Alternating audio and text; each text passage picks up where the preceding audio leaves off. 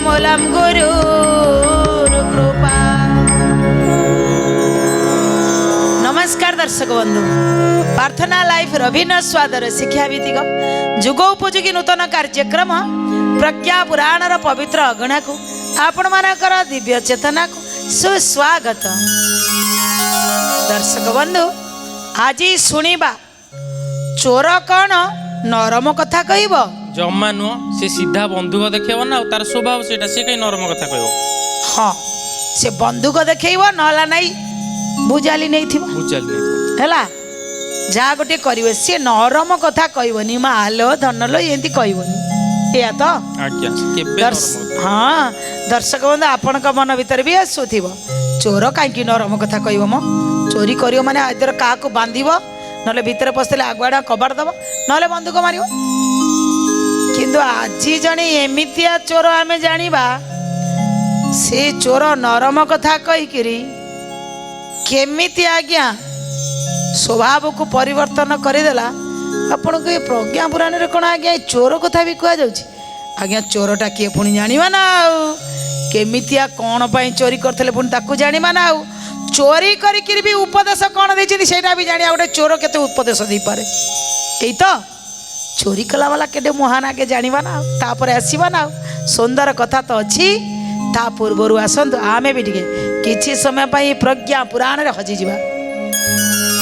ये मन सुन रे प्रज्ञा पुराण विचार मन सुन रे प्रज्ञा पुराण विचार मन सुन रे प्रज्ञा पुराण विचार मन सुन रे प्रज्ञा पुराण विचार। संस्कार संस्कृति अटे यार तार मन सुन रे हे मन सुन रे प्रज्ञा पुराण विचार मन सुन रे प्रज्ञा पुराण विचार मन सुन रे प्रज्ञा पुराण विचार। कली युग मानवक कल्याण पाई नारद को प्रभु देले मर्ते पठाई नारद को प्रभु देले मर्ते पठाई नारद को प्रभु देले मर्ते पठाई। समाज सुधारिब साधु सन्थे कहिब समाज सुधारिब साधु सन्थे कहिब प्रज्ञा पुराण हटाई संसारी सार हे मन संसारी सार हे मन सुन रे प्रज्ञा पुराण विचार मन सुन रे प्रज्ञा पुराण विचार मन सुन रे प्रज्ञा पुराण विचार। दर्शक बंधु, चंद्रशेखर आजाद जांक कथा आज शुणिबा जी 1906 मसीह जन्म होते मात्र 24 वर्ष बयस जी मृत्युवरण करते ब्राह्मण परिवार रे जन्म ग्रहण करिथिबा सेही स्वाधीनता संग्रामी चंद्रशेखर आजाद आउ तांकर सहयोगी जहाँकर ना थिला राम प्रसाद बिस्मिल तांका सहयोगी थे। दर्शक बंधु, जीवन रे चंद्रशेखर आजाद तांकर प्रकृत ना थिला चंद्रशेखर सीताराम तिवारी। से आजाद निजर ना को जो पाई थिले ना लोक माने जा को दे आज्ञा एमिति थिले चंद्रशेखर आजाद जीवन रे ये जतले ब्रिटिश सरकार थिले सेही समय कथा तो जतले ब्रिटिश बारंबार नियम को सब भिन्न भिन्न प्रकार करुथिले जोटा कि छोट बेलू 14-15 वर्ष बयस चंद्रशेखर आजाद को ये भल लगुन ये कि फालतू फालतू नियम सब रखुचंदी से नियम को सब भांगिबा पाई केतबळे दिल्ली रा असेंबली भितर बम फुटे देथिबे केतबळे ये नियम को भांगिया पाई तोड़िया पाई आउ कोन कोन कर देथिबे। थरे तांको ब्रिटिश सरकार बांधी नहीं गले ବାନ୍ଧି ନେଇଗଲେ। ଇଏ ହଉଛି କେତେ ଲୋକଙ୍କୁ ଠୁଳେଇକିରି ଆମ ବିରୁଦ୍ଧରେ ଇଏ ସ୍ୱର ଉତ୍ତୋଳନ କରୁଛି, ତାକୁ ବାନ୍ଧି ଦିଅ। ବାନ୍ଧିକି ନେଇଗଲେ। ସେଇ ନୃଶଂସ, ସେଇ ଅତ୍ୟାଚାରୀ ଗୋଟିଏ ବେତ ଆଣିଲା, ତା ଭିତରେ ଯିଏ ମାରିଥିଲା ନା ଗୋଟିଏ ବେତ ଆଣିଲା। ଏଇ ଚନ୍ଦ୍ରଶେଖର ଆଜାଦଙ୍କୁ ଏତେ ଜୋରେ ଜୋରେ ମାରୁଥାଏ। ତୁ ଲୋକଙ୍କୁ ଠୁଳେଇକିରି ଭାରତ ମାତା କି ଜୟ କରିବୁ। ଯେତେ ଥର ଆଜ୍ଞା ପ୍ରହାର ପଡୁଥାଏ ସେତେ ଥର ଚନ୍ଦ୍ରଶେଖର କହୁଥାନ୍ତି ଭାରତ ମାତା କି ଜୟ। ଥକୁ ନଥିଲା। କାହିଁ କହିଲେ? ଯେ ପର୍ଯ୍ୟନ୍ତ ବେହୋସ ନୁହେଁ ଭାରତ ମାତାର କି ଜୟ। ଭାରତ ମାତାର କି ଜୟ, ଭାରତ ମାତାର କି ଜୟ। ଭାରତ ମାତାର ସନ୍ତାନ ରକ୍ତରେ ଦେଶ ପ୍ରେମ ଜାଣ, ରକ୍ତରେ ଦେଶ ପ୍ରେମ ଜାଣ, ରକ୍ତରେ ଦେଶ ପ୍ରେମ ଜାଣ। ତାଙ୍କର ରକ୍ତ ଭିତରେ ଦେଶ ପ୍ରେମ ଖୁନ୍ଦି ହେଇକି ରହିଥିଲା। ଅତ୍ୟାଚାରୀ ନୃଶଂସଙ୍କର ମାଡ଼ ପଡୁଥିଲା। ଯେପର୍ଯ୍ୟନ୍ତ ମୋ ଦେହରେ ହୋସ ଅଛି, ଯେପର୍ଯ୍ୟନ୍ତ ମୁଁ ବେହୋସ ହେଇନାହିଁ, ଯେପର୍ଯ୍ୟନ୍ତ ନିଶ୍ୱାସ ପ୍ରଶ୍ୱାସ ଚାଲିଥିବ, ଯଦି ସତରେ ଭାରତ ମାତା ମୋର ମା, ତା ସନ୍ତାନକୁ ସିଏ ବଞ୍ଚେଇବ। ମାଡ଼ ପଡୁଥିଲା, କହିଲେ ଭାରତ ମାତା କି ଜୟ। ମାଡ଼ ପଡୁଥିଲା, ଭାରତ ମାତା କି ଜୟ। ଆରେ ଭାରତ ମାତା ବନ୍ଦ କରେ ନା, କହିବେ ନାହିଁ। ମୋ ପାଟିରେ ଯେପର୍ଯ୍ୟନ୍ତ କଥା ଆସୁଥିବ, ମାରିଦେଲେ ହୁଏତ ନ କହିପାରେ, କିନ୍ତୁ ମୁଁ ଭାରତ ମାତା କି ଜୟ କହିବି। ଆଜ୍ଞା ଭାରତ ମାତାର ଜୟ ଜୟକାର କରିଥିବା ସେଇ ଚନ୍ଦ୍ରଶେଖର ଆଜାଦ ଥରେ ସେ ବ୍ରିଟିଶ ମାନେ ଆଣିଥିଲେ ଗୋଟେ 4ଟା ଛୋଟ ବନ୍ଧୁକ। ଯେଉଁ ବନ୍ଧୁକରେ କାଠରେ କିଛି ଏମିତି ତିଆରି ହେଇଛି, ସେ କାଠକୁ ସିଧା କଲେ ସେ ବଡ଼ ବଡ଼ ରିଭଲଭର ହେଇପାରିବ। ସେ 4ଟାଙ୍କୁ ଥରେ ବି ଚୋରି କରି ନିଆଯାଇଥିଲେ ସାଙ୍ଗସାଥି ହେଇ। କହିଲେ ଚୋରି କରି ନେଇଗଲେ ସେ କିଛି କାହାକୁ ବି ମାରିପାରିବେନି। ସେଇ ଚନ୍ଦ୍ରଶେଖର ଆଜାଦ ତାଙ୍କ ଯିଏ ଥିଲେ ସହଯୋଗୀ, ସହଯୋଗୀଙ୍କ ନାଁ ଥିଲା ରାମପ୍ରସାଦ ବିସ୍ମିଲ୍। ସେ କ୍ରାନ୍ତିକାରୀ ଦଳ ଗୋଟିଏ ଗଠନ କରିଥିଲେ। ଗୋଟିଏ ହିନ୍ଦୁସ୍ତାନ ସୋସିଆଲିଷ୍ଟ ଗୋଟିଏ ପାର୍ଟି ବା ଗୋଟିଏ ସଂଗଠନ ଗଠନ କରିଥିଲେ, ବା ଗୋଟିଏ ଆସୋସିଏସନ୍ ଗଢ଼ିଥିଲେ, ଯାହାକୁ କି ସେ ଆସୋସିଏସନ୍ ଭିତରେ କିଛି ଲୋକ ଅଛନ୍ତି, ସେମାନଙ୍କ ଚଳିବା ପାଇଁ କିଛି ଟଙ୍କାର ଆବଶ୍ୟକତା ପଡ଼େ। ଏଇ ବିସ୍ମିଲ୍ କହିଲେ ଯେଉଁମାନେ ସବୁ, ଯେଉଁମାନଙ୍କ ପାଖରେ ଧନ ଅଛି, ଧନୀ ଲୋକ, ତାଙ୍କ ପାଖରୁ ଆମେ ଟଙ୍କା ଆଣିବା, କିନ୍ତୁ ଏ କ୍ରାନ୍ତିକାରୀ ଦଳକୁ ଉଠେଇବା, ଆଉ ଇଏ ସ୍ୱାଧୀନତା ସଂଗ୍ରାମ ପାଇଁ ଲଢ଼ିବେ। ଚିନ୍ତା କଲେ ଆଜ୍ଞା। ଚିନ୍ତା କରି ସାରି ସମସ୍ତେ ଗୋଟାଏ ଜାଗାରେ ଘରେ ଘରେ ଘରେ ଘରେ ପଶିଗଲେ। ଅଧିକ ଯାଇଛନ୍ତି, ପଶିଗଲେ। ଚନ୍ଦ୍ରଶେଖର ଆଜାଦ ଯାହା ଘରେ ପଶିଗଲେ, ସେଇଠି ଗୋଟେ ବୁଢ଼ୀଟା ଥିଲା। ସିଏ ଜାଣିଥିଲା ଯେ ଏଇମାନେ ସବୁ ଟଙ୍କା ନେଇଯାଉଛନ୍ତି। ସିଏ ଯେଉଁ ନଗଦ ଟଙ୍କା ଆଉ ସୁନା ରଖିଥିବା ବାକ୍ସଟିଏ ଥିଲା ବୁଢ଼ୀ ମାଉସୀର। ବୁଢ଼ୀ ମାଉସୀ କ'ଣ କଲା, ସେଇ ଟଙ୍କା ସୁନା ବାକ୍ସ ଉପରେ ନିଜେ ଟିକେ ବସିଗଲା। କହିଲା ଉଠିବିନି। ଚନ୍ଦ୍ରଶେଖର କହିଲେ ମାଲୋ ତୁ ଉଠୁନୁ, ଆମେ ଟଙ୍କା ନେବୁ। କହିଲେ ନା ମୁଁ ଉଠିବିନି। ନା ମୋ ମାଟା ପରା ସୁନା କିଛି ନେବିନି, ତୁ ଉଠି ଯା, ମୁଁ ଖାଲି ନଗଦ ଟଙ୍କା ନେଇକିରି ପଳେଇବି। କହିଲେ ଜମା ଉଠିବିନି। ନା ଟଙ୍କା ଅଛି ନା ଭର୍ତ୍ତି ଅଛି, କିନ୍ତୁ ଦେବିନି, ଉଠିବିନି। କହୁଛନ୍ତି ଅଲବତ ମୁଁ ଚୋର ଆଇଛି ଚୋରି କରିବା ପାଇଁ। ମାଟା କହିଲା ହଁ ଚୋର, ପୁଣି ଏତେ ନରମ କଥା କହିବ? ତୁ କେଉଁ ଗାଁ ଚୋର? ତୁ ଆସି ଏଠି ବଢ଼ିଆ ବଢ଼ିଆ କଥା କହୁଛୁ, ମୋତେ ନରମ ନରମ କଥା କହୁଛୁ, ପୁଣି ଚୋରି କରିବାକୁ ଆଇଛୁ। ମୋତେ ତୋ ଭଳିଆ ଚୋରକୁ ଦେଖିଲେ ଟିକେ ଦୟା ଲାଗୁଛି।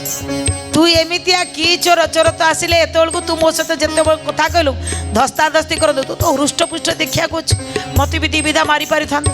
ତୁ ଏତେ ନରମ ନରମ କଅଁଳେଇ କଅଁଳେଇ କଥା କହୁଛୁ। କ'ଣ କହୁଛନ୍ତି? ସେ କହିଲେ ମାଲୋ ମୁଁ ଯାହା ଜାଣିଛି ନାରୀମାନଙ୍କୁ ହାତ ଉଠେଇବା ଠିକ୍ ନୁହେଁ। ଦର୍ଶକ ଏ କଥା କାହିଁ ଲେଖା ହେଇଛି ଦେଖନ୍ତୁ।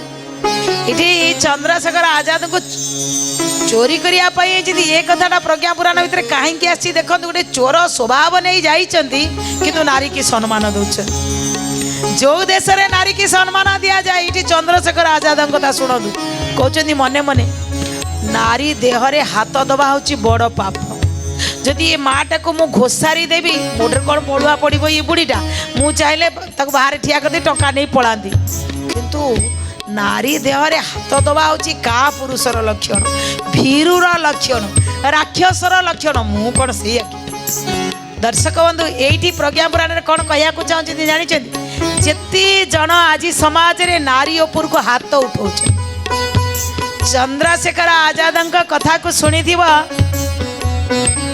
कहीं ना सी नारी उपर को हाथ उठेबा संपूर्ण विरोध करते कहले कौन सी नारी की केबे भी हाथ उठेब नहीं का पुरुष भीरु हम नहीं तेणु माटा को आउ घोषरा उठरा करें तू उठ बोली ठेली पारे किसी भी करें जो खाली कहते माँ तू उठू सी चंद्रशेखर आजाद दी हाथ को धरी पकड़ कहला हई रे तू चोरी करू हाँ पुणी नरम नरम कथा कही जमा देविनी आज तेते छाड़बी आज नेबी समस्त आगे कहबी तू चोर बोली दर्शक बंधु यही समय भितर जी थे संगठन मुखिया गोटे हुइसिल मारे जहाँ करू जी चोरी कल पलि आस समस्ते पलि आसी गोटे जगह रुंड हो गले कहले अरे चंद्रशेखर कुआड़े गला दर्शक बंधु समस्ते एकाठी होगला चंद्रशेखर आसी ना कहले गला कुआड़े सी खोज खोज कहले सी आंकरी घरे पईला कहले समस्त एका संगे चल पशि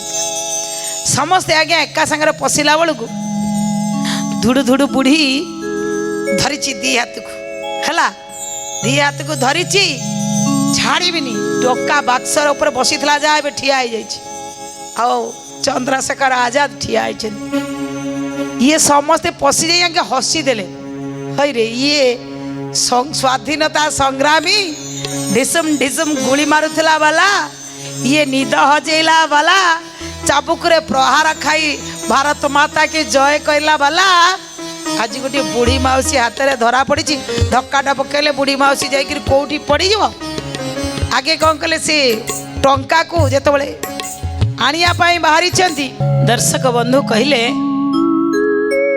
तो माँ को खुशामत कले माँ महिला देहरे हाथ न लगेवाई तो कहुला माँ तो उठी जा आम नहीं जीवु मु सत्य करी कहूँ किंतु जो बुढ़ी माँ धरी से समय रे समस्ते हसुच्च आहा अरे आज नुआ कथा देखिलु तू हाथ धरवा वृद्धा महिला को तू टे टाणी पारुनु आलटा नेहुरा होचु कहले आम दलर नियम अच्छी ना आम महिला को किसी कहीपर ना अरे नारी जाति सब बड़े नमस्य पौरुष तो देखू माँ नारी की ठेला पेला करी पौरुष तो देखेब नारी को मारधर करी पौरुष तो देखेब ताको जबरदस्ती करी ये की पौरुष फेरा ता टंका सब जहाँ नेल सब फेरई दियो फेरई देले आउ ये कथा को जाही जिते मीटिंग बसिला सभा बसिला संध्या बेले समस्ते कहीकि हसा हसी कहले देख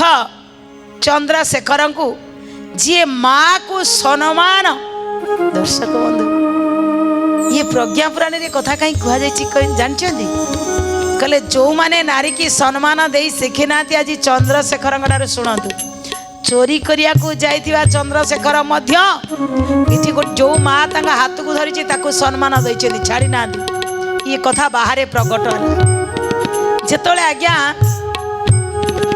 ब्रिटिश माने एमानक पछरे सब लागी गले फांसी दवा पर्यंत कथा आसिले भगत सिंह की पर फांसी दिगला किंतु चंद्रशेखर आजाद जो भगत सिंह को फांसी दि जाबार कथा रहा चंद्रशेखर आजाद लोक मान पाखे बुली बुली कहले आज्ञा ये जो फांसी 3 जन को ऑर्डर कर माने जाकि मांग करंतु कि फांसी न दे आजीवन सजा दियंतु मुंडा पिटिले लोक माने बुझिले नहीं निराश है शेष प्रयाग पाखरे थिबा गोटे पार्क जो पार्क ना होची आल्फ्रेड पार्क जितेबाला आज्ञा से सांग मानक सहित बसी କିଛି ଆଲୋଚନା କରୁଛନ୍ତି ଯେ ବ୍ରିଟିଶ ବାରମ୍ବାର ତାର ବିଭିନ୍ନ ପ୍ରକାର ନ୍ୟାୟ ରଖୁଛି, ବିଭିନ୍ନ ପ୍ରକାର ନିୟମ କାନୁନ ରଖୁଛି।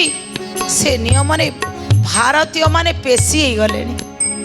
ତ ଆମେ କ'ଣ କରିବା? ଯେତେବେଳେ ଏଇ ଚିନ୍ତା କରୁଛନ୍ତି ଆଜ୍ଞା, ବ୍ରିଟିଶ ମାନେ ଏ ଖବର ପାଇଗଲେ कि चंद्रशेखर आजाद लोक मान को ठुलौछि। एक गोटाए लोक को यदि मारी दिया जाए ताहेले केही जानी पारिबे नहीं। आमे कौन करिया ताको मारी देवा। खबर मिलीगला सी पार करे बसीछि। या दर्शक बंधु सेतोले ब्रिटिश रो प्रादुर्भाव बहुत थिला। आउ गोलामी करुथिया हमरी लोक माने ताको ही सहाय्य करुथिले। जे चंद्रशेखर एठी अछंती बोली जे खबर कले सेठी पई आज्ञा ब्रिटिश माने जानी गले। आउ से माने गुइंदा पठेई जाई पहुंची गले से पार्क पाखरे गोटे गछ मूलरे माने बसी थिले। हठात जेतबेले ब्रिटिश की देखी देइचंती एमानक ब्रिटिश को तरफ आगे गोली चालना कले। चंद्रशेखर आजाद जुआड़े जाउथिले सुरक्षा कवच बली भी रहिथिले, किंतु पाखरे बसीथिबा सब लोक पळेई गले। चंद्रशेखर तांकर बंदूक रे जतिकी गुली थिला आज्ञा से गुली की मारिले। ढिसुम ढिसुम ढिसुम तीन जन को से मारिदे। जेतले तीन जन को मारिदेले देखिले आउ तांक पाखरे केही नांती, बंदूक रे मात्र गोटाई गुली अछि, किंतु ब्रिटिश बहुत अछन। तो कौन करी हबो? देखंतु मात्र 24 वर्ष बयस, अधिक वर्ष ही नथिला। 24 वर्ष बयस चिंता करुचंदी ये ब्रिटिश ये जानवर ये अत्याचारी हाथ में मरिबा अपेक्षा भारत माता पाई जीवन देइदिबा ढेर बढ़िया चिंता करी से कौन कले। दर्शक बंधु जेतेबेले चंद्रशेखर आजाद दिल्ली रो असेंबली भितर पसी बम पकईथिले से समय रे आज्ञा तांको सहित जो माने सबू भारतीय स्वाधीनता संग्रामी पाई लड़ाई करथिले भगत सिंह, राजगुरु, सुखदेव ए मानकू फांसी होबार निर्देश मिलगला। कहले तुम्हें बम पकईच कोठी ना कोठी। चंद्रशेखर आधुर टिके हटी जाइथिले। सी देखिले मु भी थिली किंतु मोर तीन सांग मरी जिवे याकू बर्दाश्त करि पारु नथिले। लोक पाखरे पहुंची देले आज्ञा मांग रखंतु जे आजीवन एमानकू कारादंड पछे हो दंडादेश पछे सुनातु किंतु फांसी न हो। निराश तो हेई गले लोक माने तांको सहयोग कलेनी। आज भी आज्ञा एमती चमचागिरी लोक आज अछंती अन्याय करुथिबा लोक को भी हां बिली सपोर्ट करंती। आज्ञा मु भाबे जो माने अन्याय को सपोर्ट करूचंती दयाकरी दैनिक 108 थर गायत्री मंत्र जप करंतु। काई कहले सद्बुद्धिर मंत्र गायत्री मंत्र काले जप कले आपनकर से जो चामचागिरी कमी जीव, सद्बुद्धि आपनक भितरे जागृत हो। जहा कहबे टिके रोक ठोक कहबे, कारण गायत्री मंत्र है से ही प्राण स्वरूप दुखनाशक सुख स्वरूप श्रेष्ठ तेजस्वी पापनाशक देव स्वरूप परमात्मा आमर बुद्धि को सत मार्ग आड़ को नहीं जाती। ये हूँ गायत्री मंत्र भावार्थ। तेणु अंतत पक्षे थरे पढ़ंतु। आज चंद्रशेखर आजाद निराश होकर जिते पार्क बसी ये अत्याचारी माने जाई पहुँची गले। जितेबाला आज्ञा पहुँची जाई तांको ऊपर को गुली चालना करिसेंती। चंद्रशेखर कहले जा हम देखा जीवो। दर्शक बंधु निजको बेले बेले सुरक्षा कर देवाक पड़ो। तीन जन को मारी दे सारिला परे बेसी क्रोधित हो गले इंग्रेज माने ब्रिटिश माने। गोटे गुली अच्छी बंधुक को अनाउछंती आ गोटाए गुली अच्छी मु मारिले जन को मारिबी किंतु मो पाखे ता गुली रहबनी से माने मते मारी देबे। एई मानक हाथ रे मु मरिबी। मु भारत मार रक्त मो देह रे मोर प्रतिस्पंदन भितर प्रवाहित होउछि। गोटाए गुली की निज देह रे मारी देबे। धाट संगे संगे राम नाम सत्य गला मरी गले। जितेबाला आज्ञा दुनिया रू चली गले जो ब्रिटिश माने थिले कहले केही देखी ना केही जानी ना इठी एकमात्र सी अछि ताकू एठी पोती दबा केही देखि परिबे तार सत्कार एठी आमे ही सारी दबा। ଲୁଚିକିରି ଆଜ୍ଞା ସାରି ପକେଇଲେ। କିନ୍ତୁ ଦର୍ଶକ ବନ୍ଧୁ ଲୋକ ମାନେ ଖୋଜିଲେ ଆଜାଦ କୁଆଡେ ଗଲା। ଲାଷ୍ଟ ଯୋଉଠି ଦେଖିଥିଲେ ସେଇ ଗଛ ମୂଳେ ଯାଇକିରି ପହଞ୍ଚି ଗଲେ। କହିଲେ ଏଇଠି ସେ ମରିଛି ମାନେ ତାକୁ ଏମାନେ ମାରିକି ପୋତି ଦେଇଛନ୍ତି। ଜାଣିଲେ ଇଂରେଜ ମାନେ ତାକୁ ପୋତି ଦେଇଛନ୍ତି। ଲୋକମାନେ ବିକଳରେ ଯାଇ ଆଜ୍ଞା ସେଇଠି ଝଣ୍ଡା ଭାରତର ଝଣ୍ଡାକୁ ପୋତିଲେ। କହିଲେ ଇଏ ଆମ ପାଇଁ ଭଗବାନ ଥିଲା। ଦର୍ଶକ ବନ୍ଧୁ ମୁଁ କହୁଛି ମୋ ଭିତରଟା କେମିତି ମାନେ ପ୍ରଭାବିତ ହେଉଛି ମୁଁ ଅନୁଭବ କରିପାରୁଛି। ସେ ମାଟିକି ବୋଳି ହେଲେ ଏଇଠି ଚନ୍ଦ୍ରଶେଖର ଆଜାଦ ଏଇଠି ତାର ମୃତ୍ୟୁ ହେଇଛି। ବୋଳି ହେଲେ ଜାଣିଛନ୍ତି ଖବର ପହଞ୍ଚିଗଲା କମଳା ନେହେରୁଙ୍କ ପାଖରେ। ଯିଏ ନାରୀ କି ସମ୍ମାନ ଦଉଥିଲା ଚନ୍ଦ୍ରଶେଖର ଆଜାଦ, କମଳା ନେହେରୁ ଯିଏ ଜବାହରଲାଲ ନେହେରୁଙ୍କର ଧର୍ମପତ୍ନୀ ଯାଇ ପହଞ୍ଚିଗଲେ। କହିଲେ କୁଆଡ଼େ ଗଲା ସେଇ ଅବିସ୍ମରଣୀୟ ଅଜର ଅମର ସେଇ ଚନ୍ଦ୍ରଶେଖର ଆଜାଦ।